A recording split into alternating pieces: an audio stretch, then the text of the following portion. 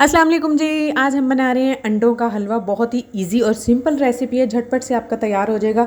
आपने क्या करना है, शुगर ली है, 1 कप दूध लिया है, 1 पाव के करीब, 3 अंडों का मैं बना रही हूँ, खोया लिया है थोड़ा सा और देसी घी लिया है 1 चम्मच। दूध में आपने सारी चीज़ें मिक्स करनी है और इलायची भी अगर आपने डालनी हो तो वो भी ऐड कर दीजिएगा, ठीक है। और अगर आप चाहें तो खोया स्किप भी कर सकते हैं, अगर ना हो तो बिना खोए के भी बना सकते हैं, बहुत मज़े का बनेगा।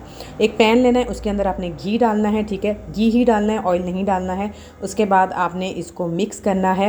अगर देसी घी ना हो तो आप आम घी भी डाल सकते हैं और हल्के हल्के इसको हिलाते जाना है। अगर आपके पास बलाई हो तो आप इसके अंदर बलाई भी ऐड कर सकते हैं, ठीक है। अगर ना हो तो कोई बात नहीं।